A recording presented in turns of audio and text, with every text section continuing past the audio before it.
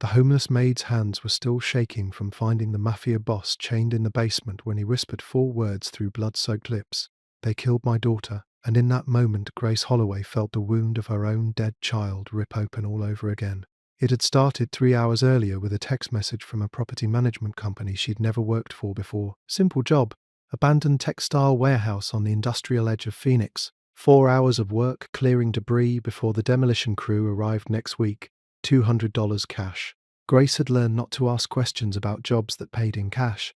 Questions meant complications. Complications meant losing work. Losing work meant sleeping in her van another month instead of saving enough for a security deposit on an actual apartment. The building looked exactly like the listing described. Crumbling red brick, boarded windows, weeds pushing through cracks in the parking lot. The afternoon sun beat down mercilessly on the cracked asphalt, heat shimmering in waves that made the whole structure look like it might dissolve into the desert air. Grace pulled her cleaning supplies from the back of her van and approached the side entrance where the property manager had said she'd find an unlocked door. The key was under the 3rd brick from the corner, exactly where the text message promised. She let herself into the stifling heat of the main floor. Dust particles danced in the shafts of sunlight cutting through gaps in the boarded windows.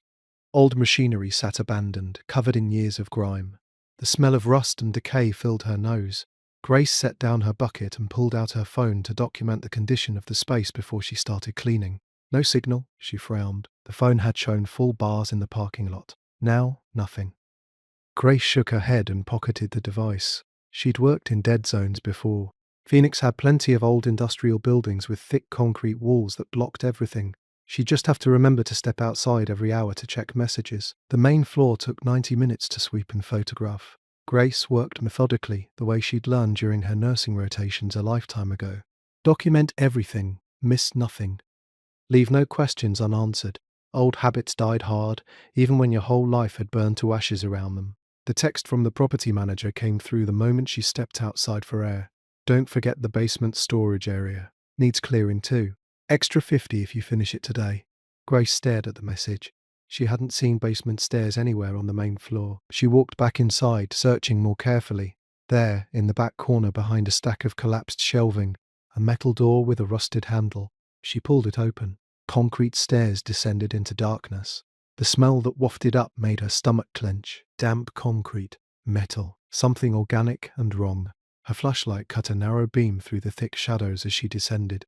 The temperature dropped with each step. By the time she reached the bottom, goosebumps covered her arms despite the Phoenix heat baking the building above. The basement stretched out before her, support beams rising like skeletal fingers toward the ceiling. Old storage crates, abandoned equipment, and in the far corner, barely visible in the flashlight's weak glow, something that made her breath catch in her throat. Chains. Heavy industrial chains bolted to a support beam. And slumped against that beam, a man. Blood pooled beneath him in a dark halo that had started to dry at the edges but still glistened wet in the center. His white dress shirt was torn open, soaked crimson. A gunshot wound in his left shoulder, deep gashes across his ribs that looked like knife wounds. His face was bruised beyond recognition, swollen and purple, one eye completely sealed shut. Grace's nursing training took over before her fear could stop her. She moved closer, dropping to her knees beside him. Her fingers found his throat, searching for a pulse. There. Weak. Freddie, barely there. His breathing was shallow, each inhale a wet rattle that spoke of internal bleeding. The chains rattled as his right hand moved slightly. His eyes opened. Ice blue, even through the haze of pain and dying. They focused on her face with an intensity that pinned her in place. "Help!" he whispered, the word gurgling through blood in his throat. Grace pressed her hands against the worst of the wounds, trying to slow the bleeding. Her supplies were upstairs. She had gauze, antiseptic, but nothing for injuries like these. He needed a hospital. He needed a trauma surgeon. He needed help she couldn't give. "I'll call an ambulance," she said, reaching for her phone. His hand shot out with surprising strength, gripping her wrist. "No." The word came out fierce despite his failing voice. "They'll kill me. They'll kill you." "You're dying right now," Grace said. "You need help." His ice blue eyes held hers. "They killed my daughter." The words stopped her heart. Time fractured. For one terrible moment, Grace was somewhere else. A hospital room, machines beeping, a tiny hand in hers, so small, so cold. Lily, 3 years old. Leukemia that the insurance company called a pre-existing condition. that the treatments they refused to cover might have saved, that killed her anyway while Grace drowned in medical debt, that eventually took her apartment, her job, her entire life. She was back in the basement. The man was still looking at her, still dying, still chained to a beam in an abandoned warehouse like an animal left to bleed out alone in the dark. "What's your name?" Grace heard herself ask. "Gabriel," he coughed. Blood flecked his lips. Gabriel Stone. The name hit her like a physical blow. She knew that name. Everyone in Phoenix knew that name. Real estate developer, billionaire, the man whose face had been on every news channel 3 weeks ago when he vanished without a trace. The man the authorities claimed had fled the country after embezzling millions from his company and investors. Except he hadn't fled anywhere. Chained, tortured, left to die. I didn't know that saving him would cost me everything I had left, Grace would think later. But in that moment, all she knew was that she'd been the one dying once. Invisible, alone, praying someone would see her, would help, would care that she existed. No one had. She couldn't be that person. She couldn't walk away from someone else's daughter, someone else's grief, someone else's death. Grace stood. "I'm getting my supplies. Don't move." The ghost of a smile crossed his bloodied face. "The chains make that difficult." She ran for the stairs. Her van was only 50 yards away. Gauze, bandages, the antibiotics she'd saved from her last tooth infection, water, anything that might keep him alive long enough to figure out what to do next. Her footsteps echoed on the concrete steps as she climbed toward daylight. That's when she heard it. A car engine, close, getting closer. Tires on gravel in the parking lot outside. Grace froze at the top of the stairs. Through a gap in the boarded window, she saw a black luxury sedan pulling up beside her van. 2 men got out, expensive suits. One of them pulled out a phone, talking in clipped tones she couldn't make out. The other scanned the building, his hand resting on something at his hip. A gun, she realized. His hand was resting on a gun. They were coming back to finish the job. If your heart is racing right now, hit that like button.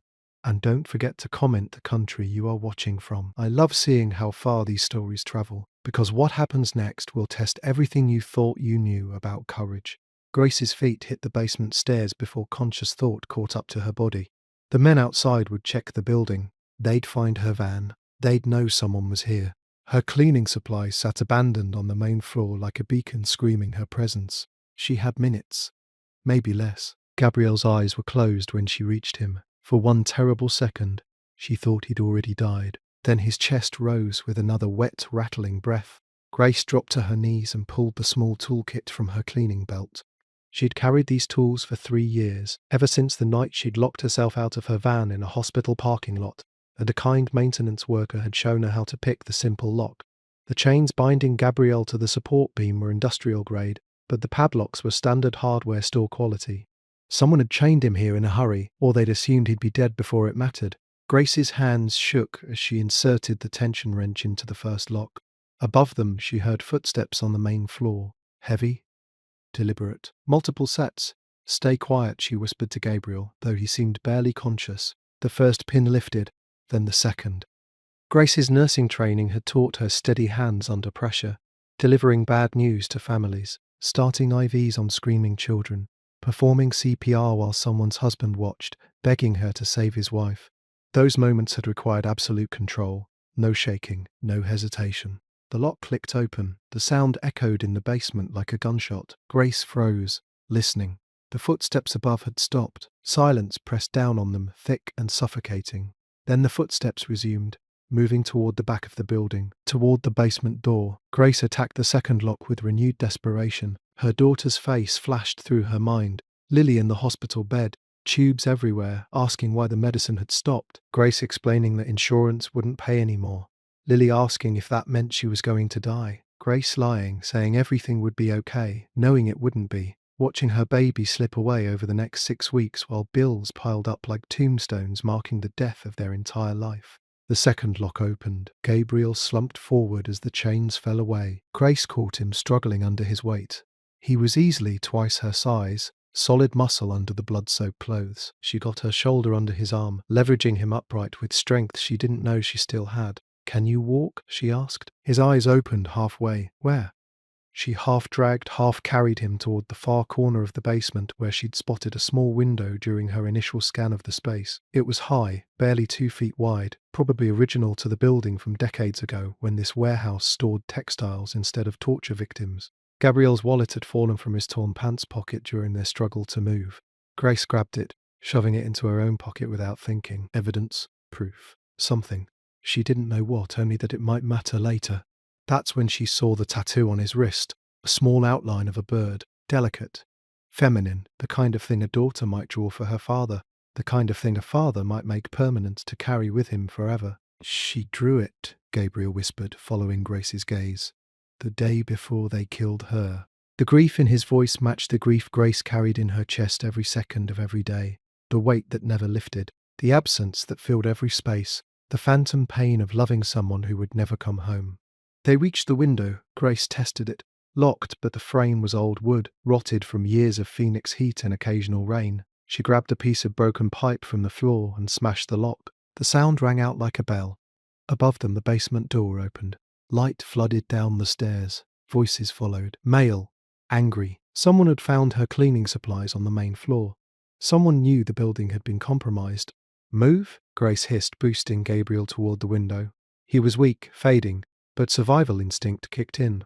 He pulled himself up with Grace pushing from below, forcing his shoulders through the narrow opening. She heard fabric tear, heard him grunt in pain as his injuries scraped against the window frame. Then he was through, collapsing onto the ground outside. Grace jumped, grabbed the window ledge, pulled herself up. Her arms burned, her shoulders screamed. She hadn't done a pull-up since high school gym class, but fear gave her strength that 3 years of homelessness had stolen. She was halfway through when she heard the voices grow louder, closer. Someone was coming down the stairs. Grace kicked her legs free and dropped to the ground beside Gabriel. The fall jarred her ankles, sent pain shooting up her shins, but she was out. They were out. "Can you stand?" she asked Gabriel. He managed to get to his knees. Grace pulled him upright. They stumbled around the side of the building, staying low, moving toward where she'd parked her van on the far side of the lot. 50 yards of open space. No cover. Broad afternoon daylight. The photo in his wallet made me gasp, Grace would think later, when she had time to look. The little girl with dark curls and Gabriel's ice blue eyes. The caption on the back reading, Lily Stone, age 8 inches in careful child's handwriting. The same name as Grace's daughter. The same age Grace's daughter would have been if she'd lived. But right now, all Grace knew was that footsteps were pounding toward the basement window they'd escaped through. Shouts echoed behind them. Someone had found the empty chains. Grace and Gabriel reached her van. She threw open the back doors and helped him collapse onto the blankets and pillows that served as her bed. She slammed the doors shut, ran to the driver's seat, started the engine. A man appeared at the corner of the building. Suit, gun drawn, his eyes locked onto Grace's van. She threw the vehicle into reverse and floored the accelerator. Tires screamed on hot asphalt. The man raised his weapon. I heard voices outside the basement door, Grace remembered. Multiple voices, which meant multiple men, which meant whoever wanted Gabriel dead had brought backup to finish what they'd started. Grace spun the wheel, shifted into drive and rocketed toward the exit. In her rearview mirror, 2 more men appeared. 3 total. All armed, all running for the black sedan.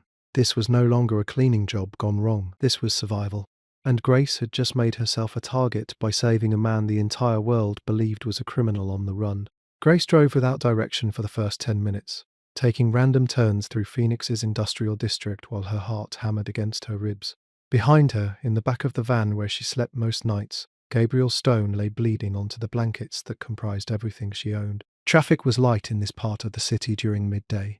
Warehouses and manufacturing plants stretched along empty streets baking under the relentless Arizona sun. Grace forced herself to breathe, forced herself to think. The men with guns would be following.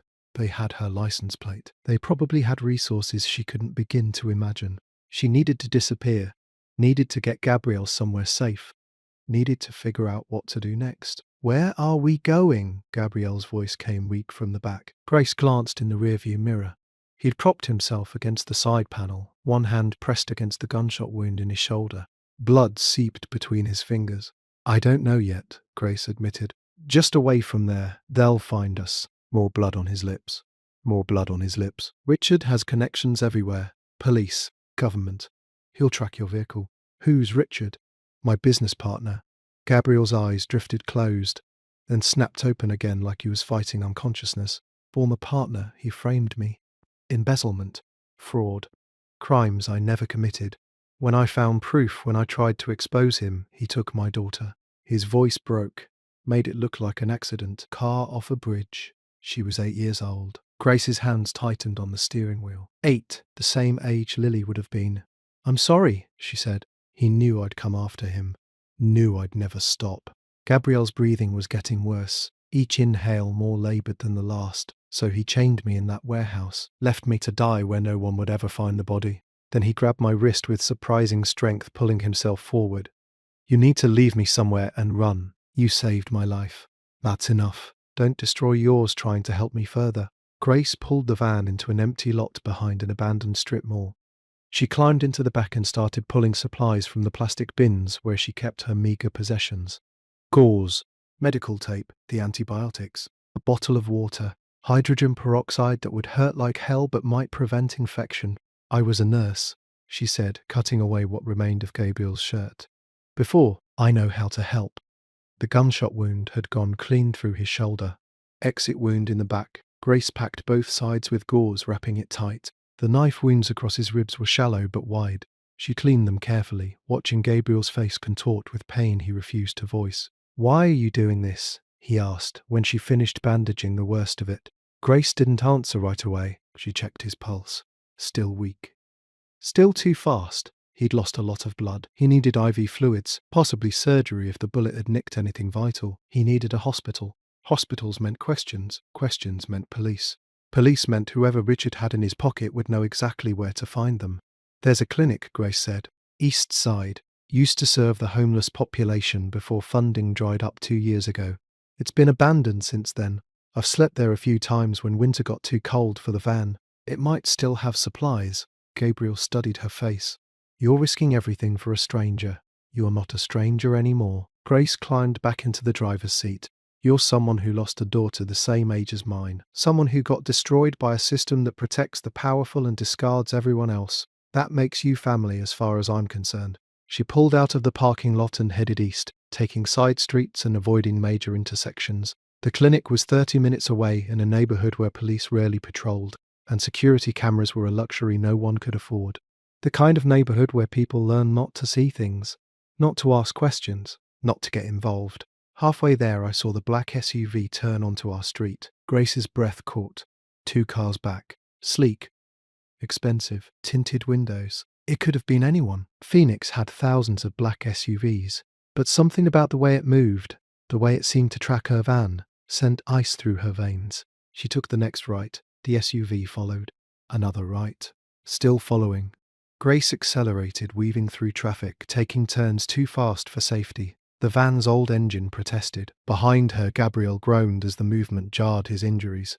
The SUV kept pace. Then his phone started ringing. The sound cut through the van's interior like an alarm. Gabriel's eyes went wide. He pulled the device from his pocket with his good hand, stared at the screen. "Unknown number," he said. "Don't answer it." Gabrielle hesitated, then silenced the call. 10 seconds later, it rang again. Same unknown number. Persistent. "They're tracking it," Grace said. "The phone, that's how they found us." Gabriel powered off the device. Grace took 3 more random turns, then pulled into a parking garage, drove up 2 levels and waited. 5 minutes passed. 10. No black SUV appeared. Grace's hands were shaking on the steering wheel. She'd lost them, for now. The clinic sat at the end of a dead-end street, lined with boarded-up houses and vacant lots, where desert plants had reclaimed the spaces humans abandoned. The building was single-story, stucco painted a faded yellow that had probably been cheerful once. Now it just looked tired. Grace helped Gabriel out of the van and across the cracked parking lot. The afternoon sun beat down mercilessly, turning the asphalt into a griddle. Gabriel could barely walk. He leaned his full weight against her, his skin burning with fever. Grace could feel through her shirt. The clinic door was already open. Grace stopped. She'd been here 6 months ago. The door had been locked, chained. She'd climbed through a broken window in the back to sleep in one of the exam rooms, where the padded table was more comfortable than her van's floor. Now the door stood ajar, unlocked, like someone had just walked through it. Grace pushed it open slowly. The waiting room looked the same as she remembered. Faded chairs, old magazines still scattered on tables, reception desk covered in dust. But something felt different. Wrong. She helped Gabriel to one of the chairs, then moved deeper into the building. The hallway leading to the exam rooms was dark. Grace pulled out her phone and turned on the flashlight. The first exam room was empty.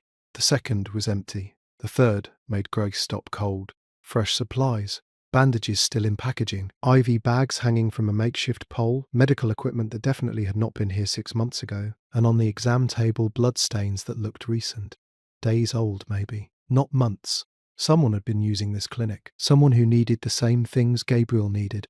Someone who'd been hurt and hiding, just like them. Grace heard movement behind her. She spun around. A man stood in the doorway, older, maybe 60, with grey hair and weathered skin. Thin but solid. He wore military-style cargo pants and a faded jacket despite the heat. His eyes were sharp, alert, taking in Grace and then looking past her toward the waiting room where Gabriel sat. "You're the woman from the van," he said, voice rough like gravel. "Saw you pull up." Grace's hand moved instinctively to her pocket. She had a small folding knife. Nothing that would stop a determined attacker, but something. The man's eyes flicked to Gabriel, visible through the doorway. His expression changed. Recognition. Shock. Something else Grace couldn't read.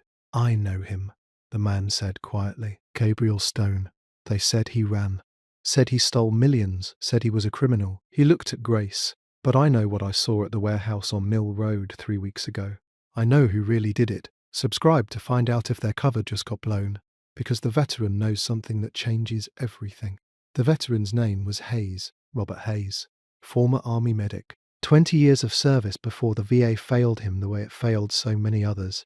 He'd been living in the abandoned clinic for 4 months, using it as shelter, and occasionally helping other homeless people who needed medical attention they couldn't afford. "I was scavenging supplies from a dumpster behind a pharmacy on Mill Road," Hayes said, working quickly to set up an IV for Gabriel. His hands moved with the precision of someone who'd done this hundreds of times under worse conditions. 3 weeks ago, late afternoon. "I saw them loading someone into a black sedan behind the warehouse. Saw the blood. Saw the man's face." He glanced at Gabriel. "Your face.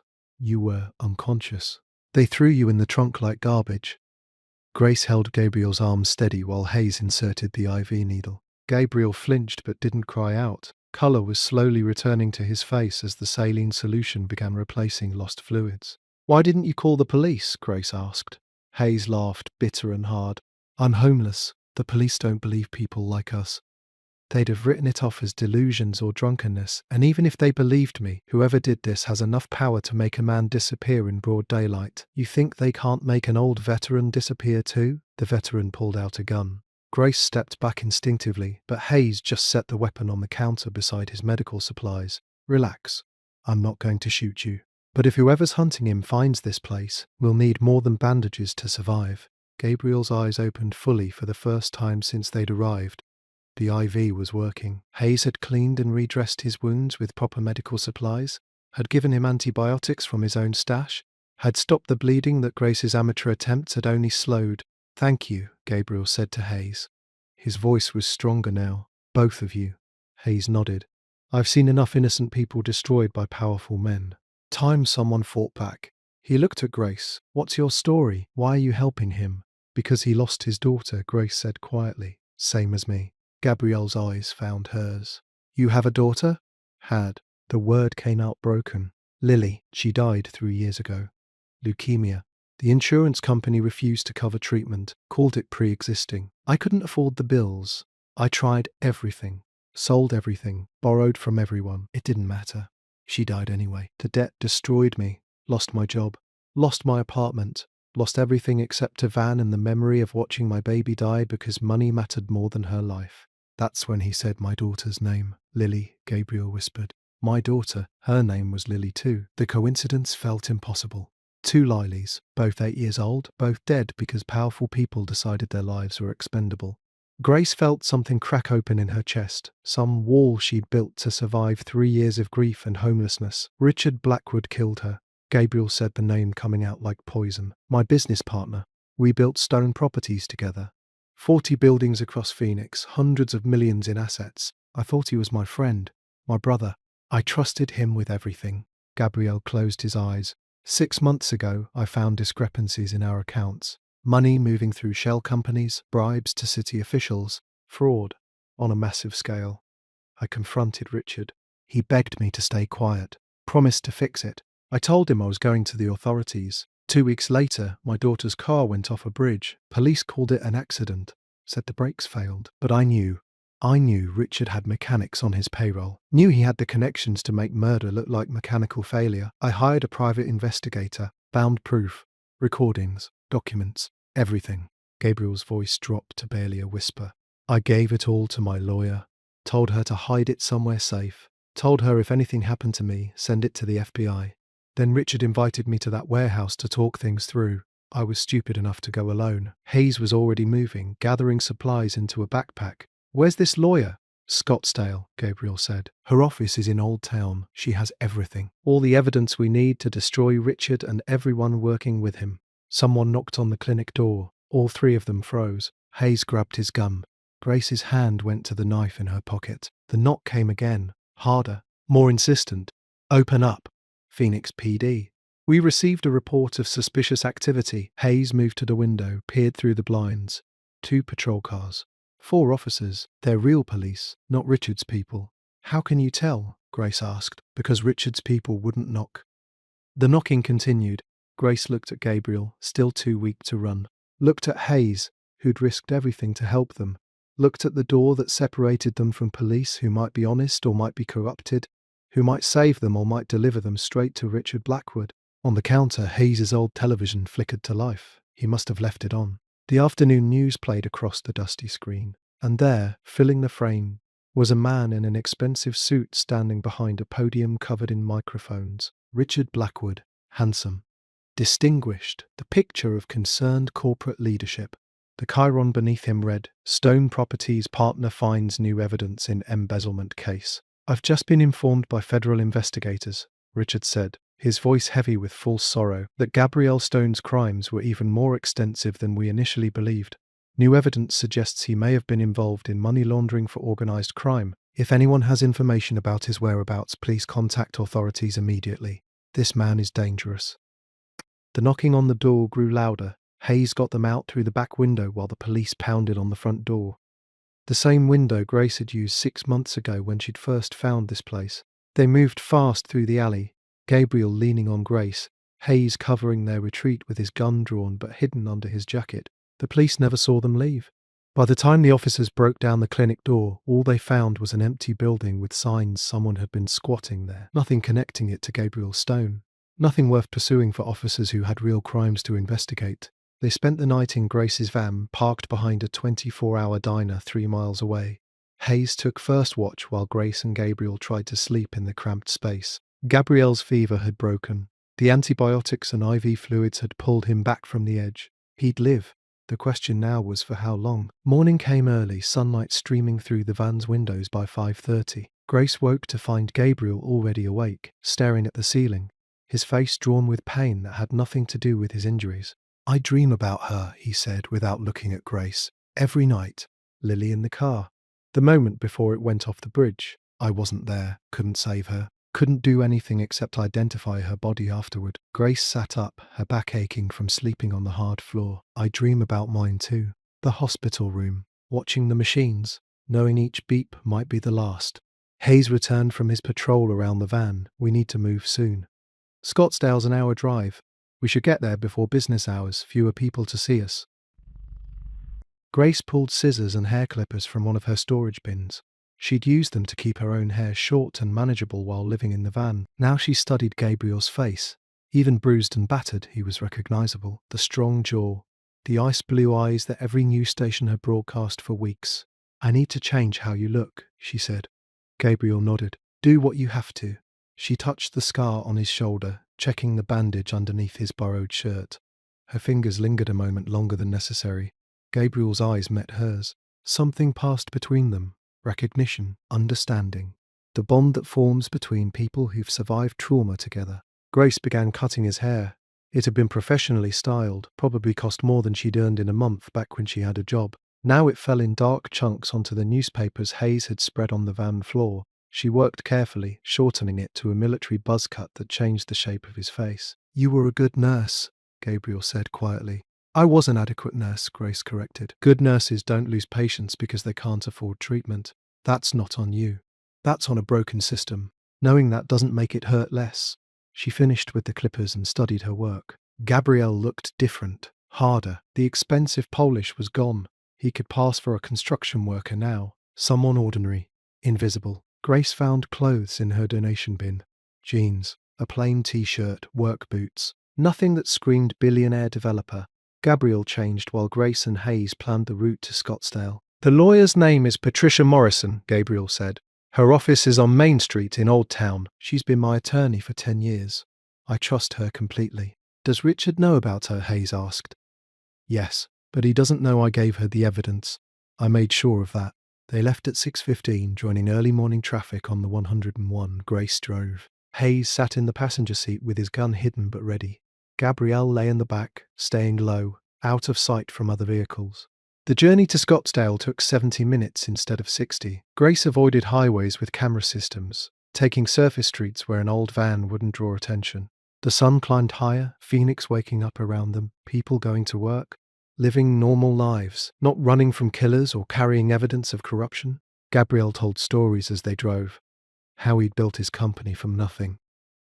How Richard had been there from the beginning, the trusted partner who handled the financial side while Gabriel focused on development. How he'd never suspected, never saw the betrayal coming until it was too late. Lily loved architecture, Gabriel said. She'd come to construction sites with me, wear a little hard hat I had custom made. She wanted to build things that lasted forever, buildings people would remember. His voice broke. She was 8 years old. She should have had forever. Grace's hands tightened on the steering wheel. My Lily wanted to be a doctor. She'd practice giving shots to her stuffed animals. Made me buy her a toy stethoscope. She'd listen to my heartbeat and tell me I was healthy. I'd live to be 100. Grace blinked back tears. She died believing I'd grow old. She never knew the insurance company valued profit more than her life.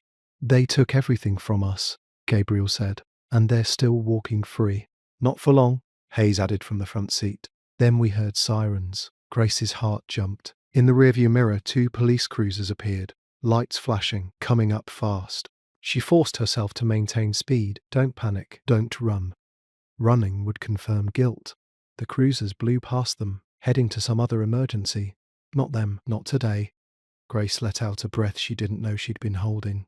They reached Old Town Scottsdale at 8:30. The area was already busy with tourists and morning shoppers, art galleries, boutiques, restaurants preparing for lunch crowds. Patricia Morrison's office occupied the second floor of a renovated building painted terracotta red. Grace parked 3 blocks away. They couldn't risk the van being spotted directly outside the lawyer's office. Hayes stayed with the vehicle while Grace and Gabriel walked the remaining distance, moving like any other couple out for a morning stroll. The office door was locked. Office hours didn't start until 9. Gabrielle knocked anyway, waited, knocked again. A woman appeared on the other side of the glass, 50s. Professional suit. Her eyes widened when she recognized Gabriel despite his changed appearance. She unlocked the door and pulled them inside quickly, relocking it behind them. They said you were dead, Patricia Morrison said. Richard held a memorial service last week, gave a speech about what a tragedy it all was. He's the one who put me in that warehouse, Gabriel said. Patricia's hands were shaking as she led them to her office. I know. I've known since the day you gave me the evidence. I've been waiting, hoping you were alive somewhere, praying you'd come back. She pulled a safe deposit box from her office safe.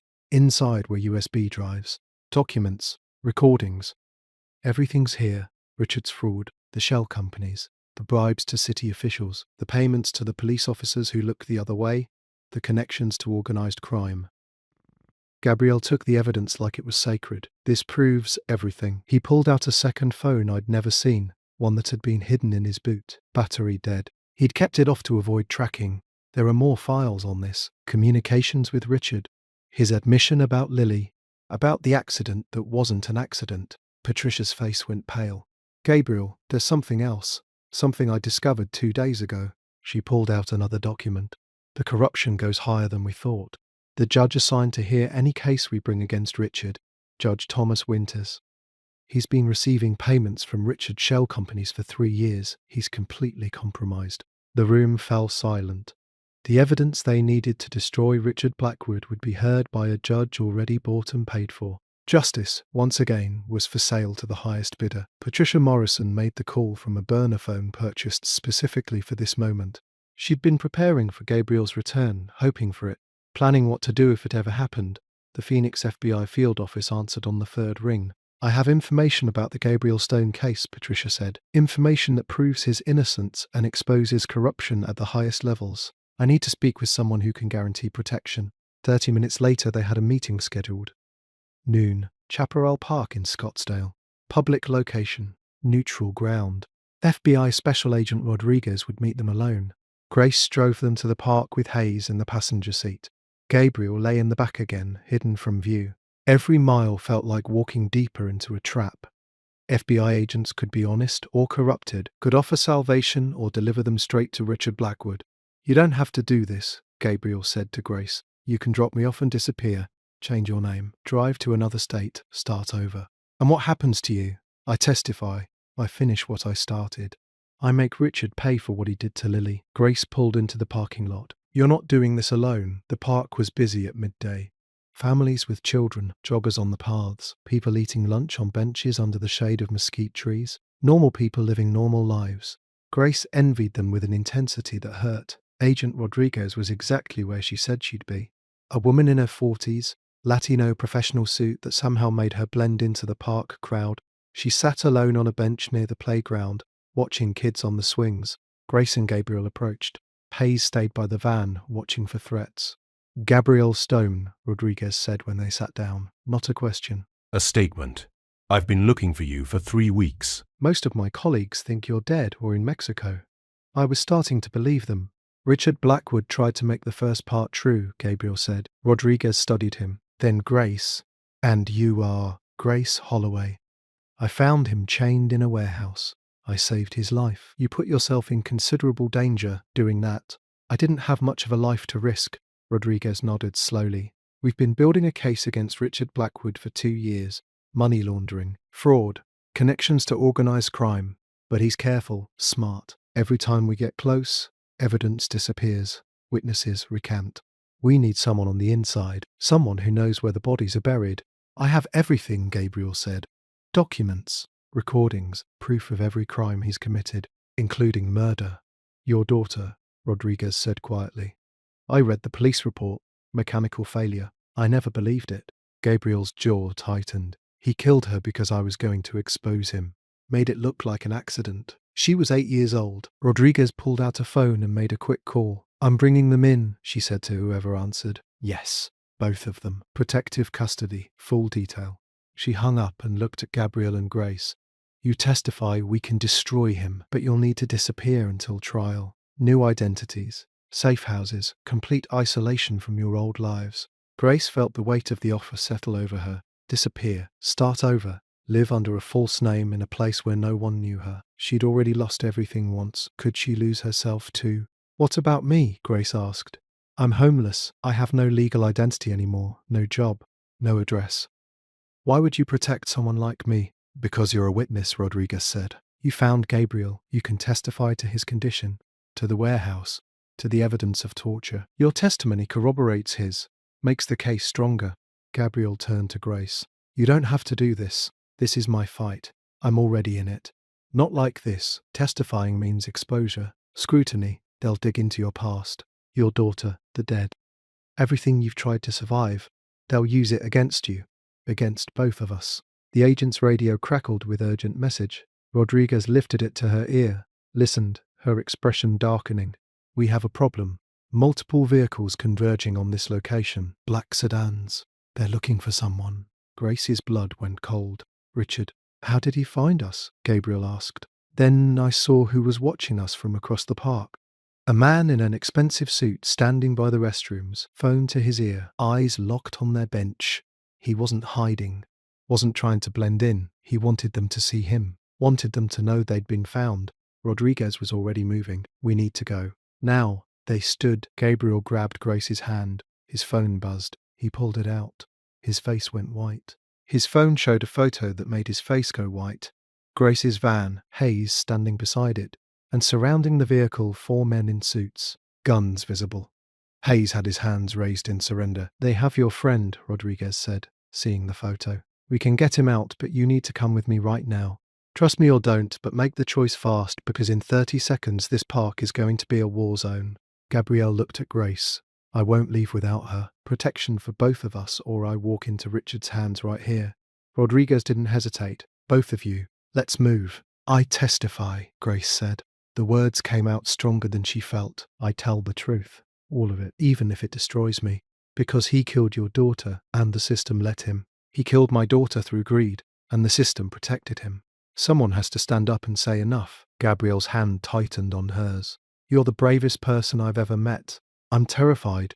Courage and terror aren't opposites. They're partners. Rodriguez was already calling for backup. Multiple units responding, but the park was filling with civilians. Children, families. If shooting started, innocent people would die. Gabriel pulled Grace close. His hand cupped her face. Thank you, he said, for saving my life. For standing with me. For being willing to fight when you had every reason to run. He kissed her. The kiss was gentle despite the chaos. Tender despite the violence closing in around them. A promise. A beginning. An acknowledgement that what had started as a stranger saving a dying man had become something deeper. Something worth protecting. Worth fighting for. Grace kissed him back. Tasting blood and hope and the future they might not live to see. Rodriguez grabbed them both. We move now. Stay close. Don't run. Walk like nothing's wrong. They crossed the park toward Rodriguez's vehicle. Federal agents were arriving, unmarked cars pulling into strategic positions. The man who'd been watching them had disappeared. Hayes was being escorted away from Grace's van by agents who'd managed to extract him from Richard's people. They were 50 feet from Rodriguez's car when Grace saw it. Richard Blackwood's Mercedes, sleek, black, pulling into the parking lot entrance. The man himself visible through the windshield. Handsome, composed, a predator who'd found his prey and knew they had nowhere left to run. If this story has you on the edge of your seat, share it with someone who loves a good thriller. Because what happens next will test whether love can survive when everything is on the line. The FBI safe house in Tucson was a ranch-style home in a quiet subdivision where every house looked identical. Beige stucco, red tile roofs, desert landscaping, the kind of place where neighbors minded their own business and strangers were noticed immediately. Rodriguez's team had gotten them out of the park before Richard could close the trap. Federal agents had blocked his Mercedes, created enough confusion for Grace and Gabriel to disappear into an unmarked vehicle. Hayes had been extracted separately. Within 2 hours, they were in Tucson, 90 miles from Phoenix, supposedly safe. Afternoon sunlight streamed through the safe house windows, casting geometric shadows across the carpeted floor. Grace sat on the couch beside Gabriel, watching 2 FBI agents patrol the perimeter outside. A third agent, a young man named Torres, monitored security cameras from a laptop at the kitchen table. You're safe here, Rodriguez had said before leaving to coordinate the investigation. Richard Blackwood has connections, but he can't reach you inside federal protection. Trust the system. Let it work. Grace wanted to believe her, wanted to trust that the nightmare was ending. But 3 years of homelessness had taught her that systems failed, that institutions protected themselves, not the vulnerable. That trust was a luxury she couldn't afford. Gabriel sat beside her, his shoulder wound, freshly dressed by the FBI's medical team. He looked stronger than he had in days. The fever was gone. Colour had returned to his face, but his eyes held the same haunted quality Grace saw in her own reflection. The look of someone who'd lost everything and was still waiting for the other shoe to drop. Hayes stood at the window, watching the street. He hadn't said much since they arrived, just positioned himself where he could see threats coming. Old military instincts that never died. I don't like this, Hayes said quietly. Too exposed. Too many windows. One entrance. If someone wanted us dead, this would be easy. FBI chose the location, Torres said from the kitchen. It's secure. Secure is relative when your enemy has unlimited resources. Grace stood and moved to the kitchen, needing water, needing movement, needing something to do besides sit and wait. She was filling a glass from the tap when she noticed Torres's laptop screen. Security camera feeds from outside. Front yard, backyard, side gates. And on the street, 3 houses down, a white utility van that hadn't been there 5 minutes ago. Is that van supposed to be there? Grace asked. Torres glanced at the screen. Probably a repair crew. Neighborhood has service vehicles all the time, but something about the van felt wrong. The way it was parked. The tinted windows. The absence of any company logo. The front window shattered in a spray of crystal shards. Grace hit the floor instinctively. Gabriel dove behind the couch. Hayes already had his gun drawn, moving toward cover. Gunfire erupted from multiple directions. Bullets punched through walls. Torres went down, blood blooming across his shirt. The two agents outside were returning fire, but they were outgunned, outnumbered. "Back door!" Hayes shouted. "Move!" Gabriel grabbed Grace's hand and pulled her toward the kitchen. They ran low, glass crunching under their feet. Behind them, more gunfire, screaming, the sounds of men dying. Hayes covered their retreat, firing through the broken window at shapes moving outside. "Go! I'll hold them!" They burst through the back door into blinding Arizona sunlight. The backyard was small, surrounded by a wooden fence. Gabriel boosted Grace over, then pulled himself after her despite the pain it caused his shoulder. They dropped into the neighbor's yard, kept running. Behind them, the gunfire intensified. Grace heard Hayes shouting. Heard return fire from what sounded like multiple weapons. Then an explosion, the safe house erupting in flames. They ran through 3 more backyards, climbing fences, dodging startled residents, finally emerging onto a residential street 2 blocks away. Grace's lungs burned. Gabriel was limping, his face twisted with pain. A car screeched to a halt beside them. Grace spun, ready to run again, but it was Hayes behind the wheel of a stolen sedan, blood streaking down the side of his face from a cut above his eye. "Get in!" They threw themselves into the back seat. Hayes accelerated before Grace even got the door closed. Behind them, smoke rose from the safe house. Fire trucks were already responding, sirens wailing. "Rodriguez?" Grace asked. "Wasn't there." "Torres is dead. The 2 perimeter agents are dead." Hayes took a sharp turn, then another, putting distance between them and the attack. "There's a mole." "Had to be." "Richard knew exactly where we were. Knew exactly when to hit." I saw the red dot on his chest. The laser sight had appeared on Gabriel's shirt for just a fraction of a second before Hayes swerved the car. A sniper. Somewhere above them, on a rooftop or upper floor. Hayes saw it too. He took 3 more random turns, driving with the precision of someone trained in evasive maneuvers. The red dot didn't reappear. "Where are we going?" Gabriel asked. "Somewhere even the FBI doesn't know about," Hayes said. "I've got friends. People I served with. People who owe me." They drove for 40 minutes, leaving Tucson behind, heading into empty desert where surveillance cameras didn't exist and cell phone signals died. An abandoned motel appeared on the horizon. Single story, 12 units, paint peeling, neon sign long dead. Someone was already at the motel when we arrived. 3 men, military bearing, hard faces. They moved like Hayes moved, with the controlled efficiency of people trained to kill. But when they saw Hayes, their expressions softened. "Bobby," one of them said, gripping Hayes' hand. "Been a long time." "Need a favor, Martinez. These 2 are running from someone with serious reach. FBI's compromised. We need somewhere to disappear." Martinez looked at Grace and Gabriel. "How serious?" "Dead federal agent serious. Safe house blown up serious." Martinez nodded.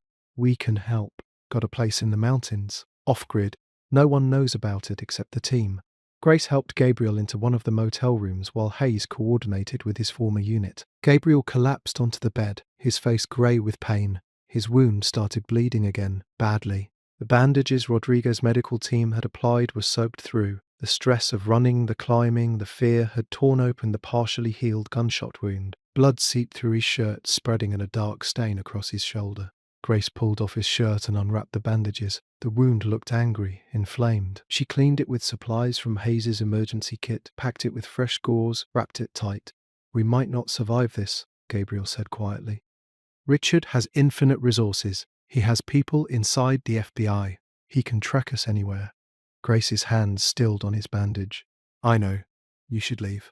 Take Hayes' friends up on their offer. Disappear into the mountains. Live without you. I'm already dead. Have been since the moment Richard killed Lily. I'm just finishing what I started." Grace cupped his face in her hands. "You listen to me, Gabriel Stone. I found you chained in a basement, dying alone in the dark. I didn't save your life just to watch you throw it away now. We survive together or we don't survive at all, but I'm not leaving you." The agent's last words were a warning. Torres had gasped it out before he died. Hayes told them later. Red folder, Rodriguez's desk. Check the red folder. He'd known something. Had discovered something about the mole. Had died before he could say what. On the motel television, the afternoon news played, and there was Richard Blackwood again, standing behind a podium, cameras flashing. "I'm offering a $5 million reward," Richard announced, "for information leading to the capture of Gabriel Stone and his accomplice." Grace's driver's license photo filled the screen. Her face, Her name, Grace Holloway. Homeless. Unstable, possibly armed and dangerous. She has aided and abetted a federal fugitive. If you see these individuals, do not approach. Contact authorities immediately. Grace stared at her own face on national television, the face of a criminal, an accomplice, a danger to society. Richard had just made her visible to everyone in America, and in doing so had made sure she could never disappear again. Martinez had contacts Grace never expected, not just former military, federal prosecutors who'd served alongside him in Iraq. People who understood that sometimes justice required bypassing corrupted systems entirely. Denver, Martinez said, spreading a map across the motel room table. Federal prosecutor named Catherine Wells. She's clean. No connections to Phoenix. No way Richard Blackwood can touch her. She's been building a task force investigating corruption in western states. She'll listen. Denver's 800 miles, Gabriel said, through multiple states, highway cameras, toll booths. Every cop in the Southwest has our faces. You have a better option? Silence answered him. Hayes laid out the plan. They'd leave at dawn, take back roads through Arizona and New Mexico, avoid major highways until Colorado. Martinez would provide a different vehicle, false plates, supplies for the journey. His team would create diversions, feed false information about sightings in California to pull Richard's people west. It's risky, Hayes said, but staying here is death. Moving is survival. They left the motel at 5 in the morning, the sky just beginning to lighten over the desert mountains. Martinez had provided a nondescript SUV, grey and forgettable. Grace drove first shift while Gabriel rested in the passenger seat, his shoulder wound freshly dressed. Hayes followed in a separate vehicle, maintaining distance but staying close enough to provide backup if needed. The first 4 hours went smoothly. Empty roads through Arizona high desert, small towns that barely registered their passage. Gas stations where Grace paid cash and kept her face turned away from security cameras. By noon, they'd crossed into New Mexico.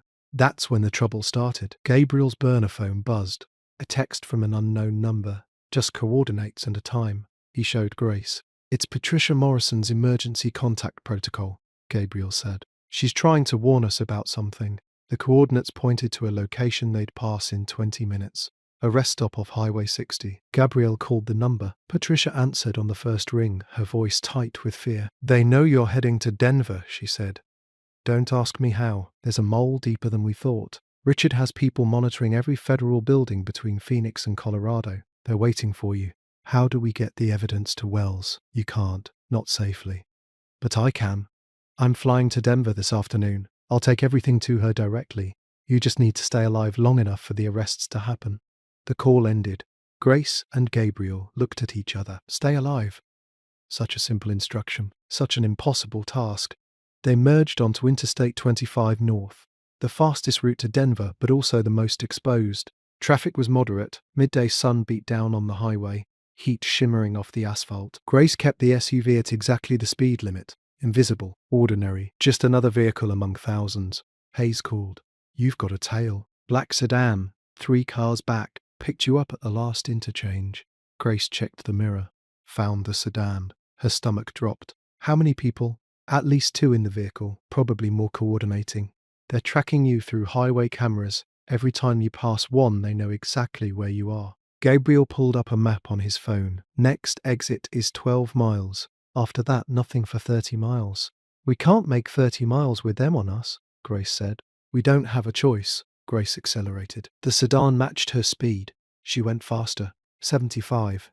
80. The sedan stayed locked on them. The tyre blew at 80 miles an hour. The front passenger tyre exploded, shredded rubber flying. The SUV lurched violently to the right. Grace fought the wheel, trying to maintain control, but at 80 miles an hour on a highway with the tyre completely gone, physics won. They spun. Once. The world became a blur of sky and asphalt and guardrail. Grace heard Gabriel shouting her name, felt his hand grab her arm. He pushed me out seconds before impact. Gabriel's hand shoved her sideways, down below the dashboard. His body covered hers, protecting her. The SUV hit the guardrail with a sound like the world ending. Metal screaming, glass shattering. The vehicle flipped, rolled, came to rest upside down in the median. Silence, broken only by the hiss of the destroyed engine and Grace's ragged breathing. Gabriel? Her voice came out cracked, terrified. I'm here. He was above her, still shielding her with his body. Blood ran down his face from a cut on his forehead. Can you move?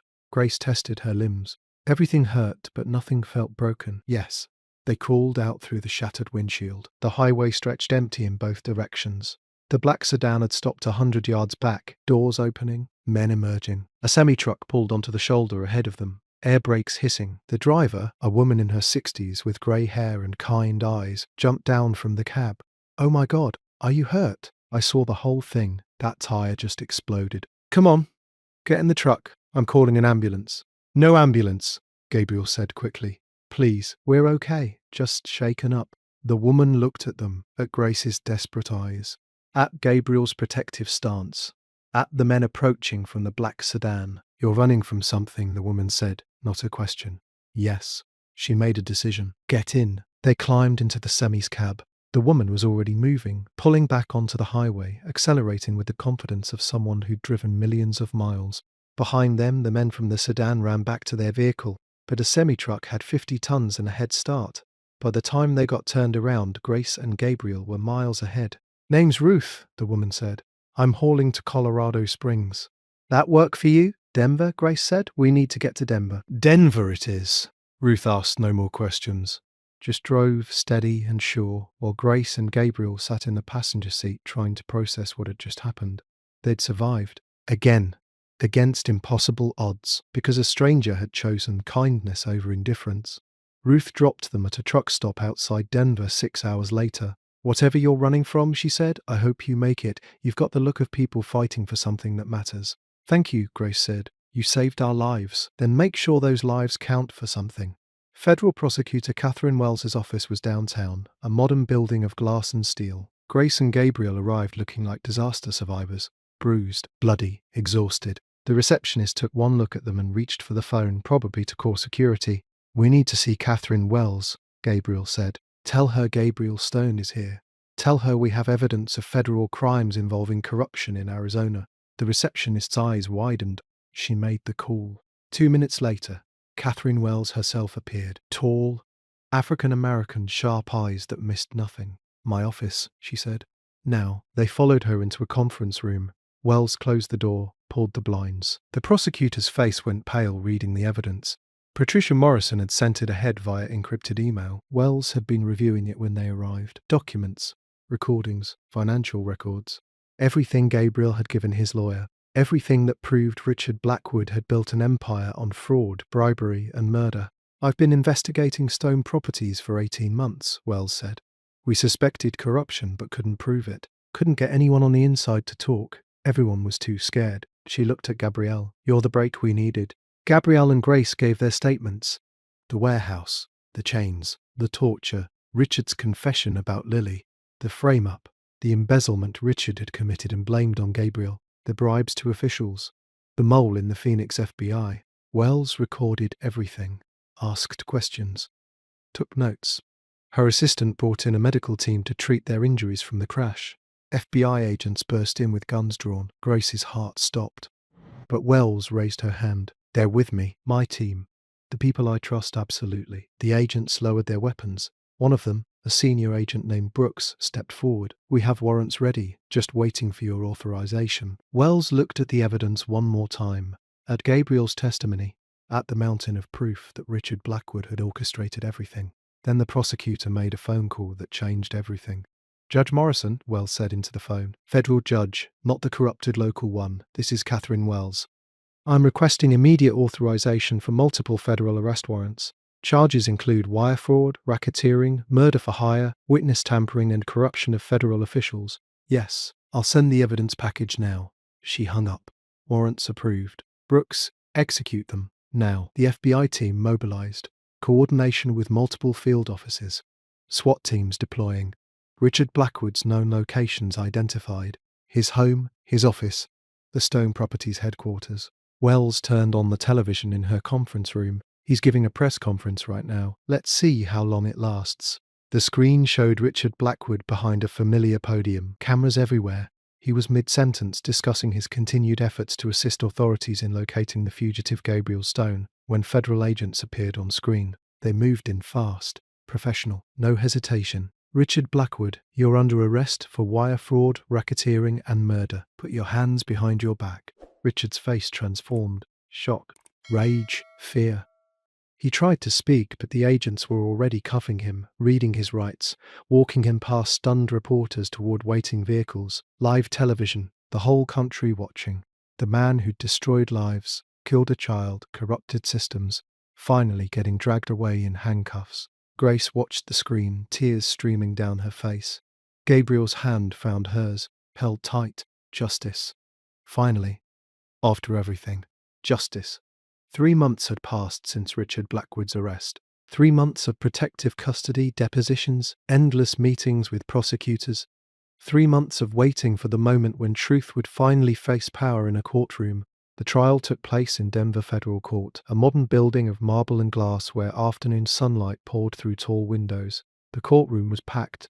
Media in the gallery, victims of Richard's schemes filling the benches.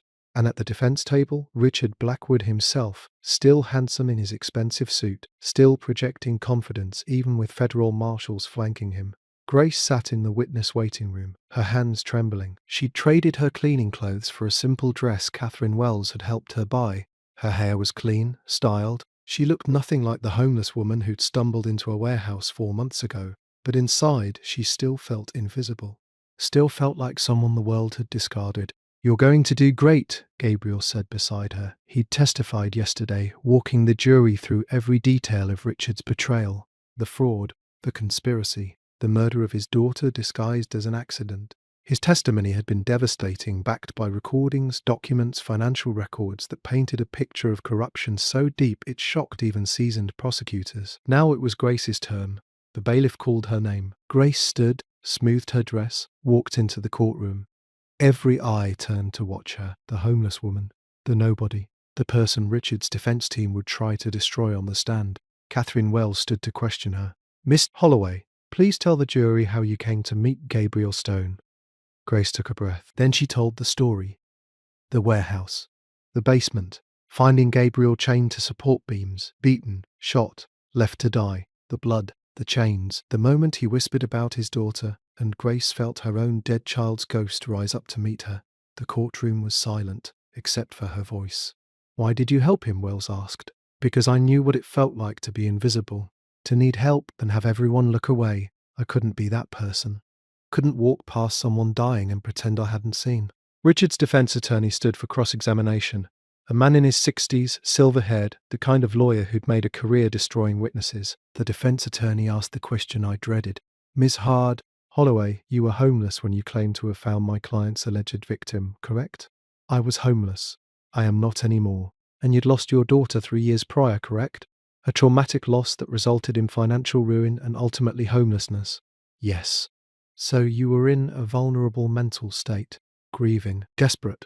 Is it possible you were so desperate for purpose, for meaning, that you constructed this elaborate story, that you saw an injured man and projected your own trauma onto him?"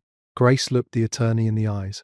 "I found Gabriel Stone chained in a basement with a gunshot wound and knife wounds across his ribs. That's not trauma projection. That's medical fact. The doctors who treated him confirmed every injury I described." "But you're not a doctor, are you? You dropped out of nursing school." "I left nursing school when my daughter got sick, when insurance denied her treatment. When I had to choose between education and trying to save her life." Grace's voice didn't waver. "I chose my daughter. I'd make the same choice again." The attorney tried to paint her as unstable, unreliable, motivated by money or attention, but Grace had lived through worse than his questions, had survived 3 years of invisibility, had found the courage to walk into danger when every instinct screamed to run. Her testimony stood. Gabriel testified again, reinforcing Grace's account. Hayes took the stand, describing what he'd witnessed at the warehouse, the men loading an unconscious Gabriel into a car trunk. Patricia Morrison presented the evidence, walking the jury through financial documents that proved Richard's fraud scheme stretched back years. Then came the parade of corrupt officials Richard had bribed, police officers who'd looked the other way, city council members who'd approved permits they shouldn't have, a judge who'd accepted payments to rule favourably on zoning disputes. Each one had accepted plea deals, agreeing to testify against Richard in exchange for reduced sentences. One by one they exposed the network Richard had built, the empire of corruption, the system designed to protect the powerful and crush anyone who threatened them. The trial lasted 2 weeks. The jury deliberated for 3 days. Grace and Gabriel waited in a hotel room Catherine Wells had secured for them. Federal protection had ended after the trial began, but Wells had promised they'd be safe. Richard's organization was collapsing. His associates were fleeing or cooperating. His power was gone. On the third day, word came. The jury had reached a verdict. The jury foreman stood. The courtroom held its collective breath. Gabrielle's hand found Grace's, gripping tight. On the charge of wire fraud, we find the defendant guilty. On the charge of racketeering, we find the defendant guilty. On the charge of murder for hire, we find the defendant guilty. On the charge of witness tampering, we find the defendant guilty. On the charge of corruption of federal officials, we find the defendant guilty.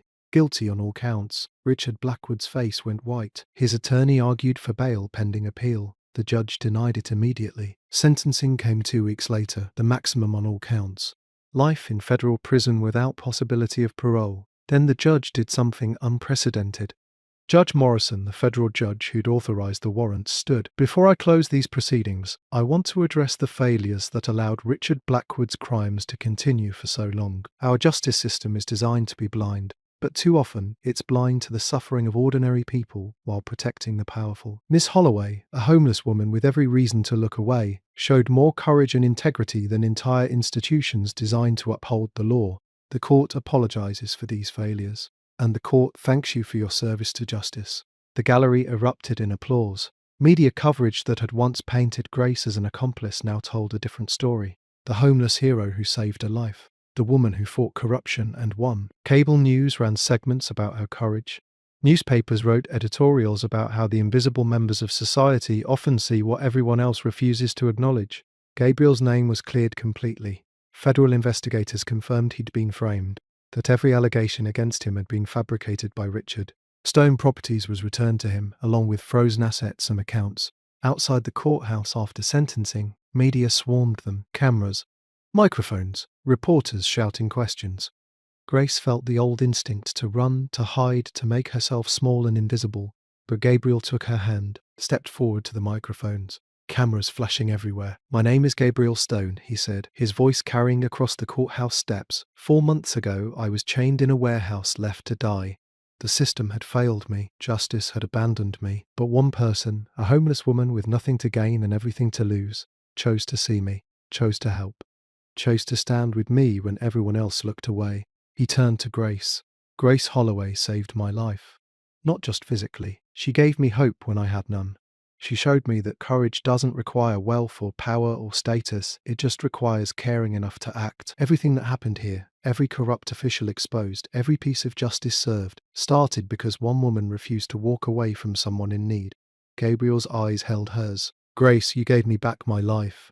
Now I'd like to spend the rest of it making sure you never feel invisible again." The cameras captured it all.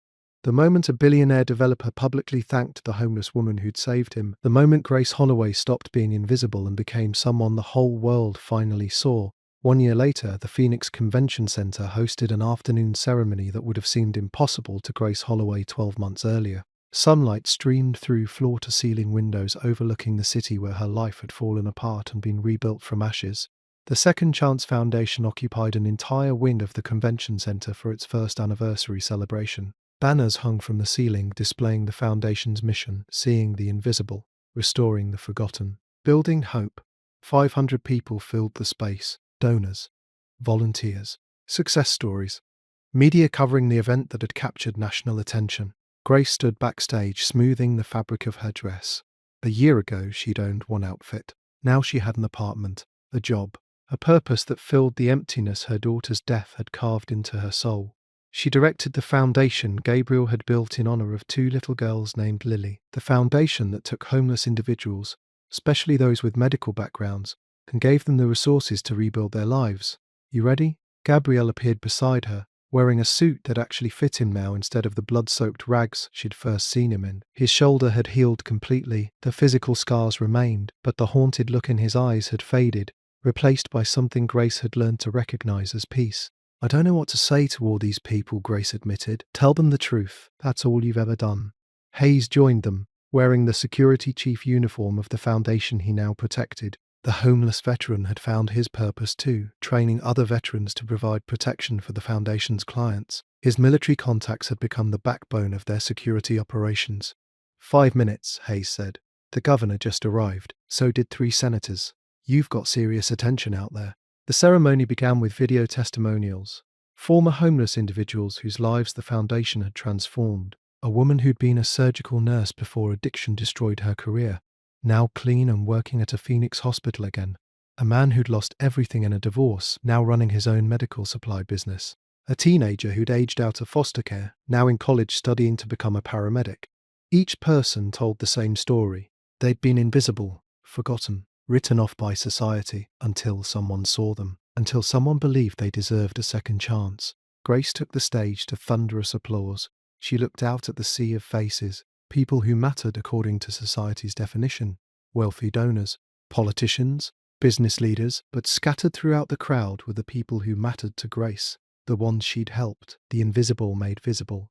A year ago, Grace began, her voice steady despite her nerves. I was living in a van, cleaning buildings for cash, believing I had nothing left to offer the world. Then I found a man chained in a basement and everything changed. She told the story. Not the sanitized version the media preferred, but the real one, the fear, the blood. The moment she could have walked away but chose to stay. The realization that one choice, one act of seeing someone else's humanity could start something bigger than herself. Gabriel and I built this foundation because we know what it feels like to be invisible, Grace said. We know what it means when society decides you don't matter anymore. But here's what we learned. Every person matters. Every life has value. Every act of courage, no matter how small, creates ripples that spread farther than we can imagine.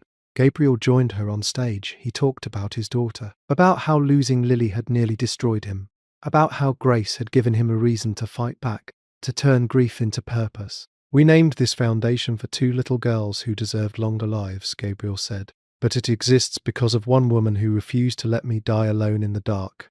Grace Holloway is the bravest person I've ever known, and I've asked her to marry me. The crowd gasped.